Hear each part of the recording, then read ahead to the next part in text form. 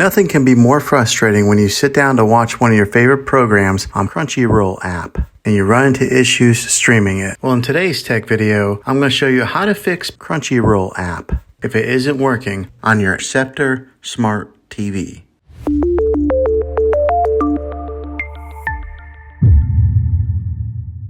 Let's see if we can fix your problems and get your Crunchyroll app back up and running as quickly as possible. The first one, it's the easiest one to try, and that's to unplug your TV from the wall outlet and wait 60 seconds. Now don't be impatient here, wait the whole 60 seconds, then plug it back in. This is very different from turning your TV on and off with your remote control. This is what we call a hard reset of your TV, so make sure you do this method. If that doesn't work, then find your router that is giving you Wi-Fi and unplug the power to that for 60 seconds. Then plug it back in. If it fixes it, great. If not, let's go ahead and move on to the next method. Try deleting Crunchyroll app on your TV. Go to wherever the apps are located on your system and remove the app altogether. Then reinstall Crunchyroll app again. After you reinstall it, you might have to log back in with all of your credentials, but hopefully this will work. And if that doesn't work, then I recommend buying an affordable Roku stick, Fire Stick, or Apple TV 4K and plug that into your TV and use that as your main streaming player. And you'll be able to access Crunchyroll app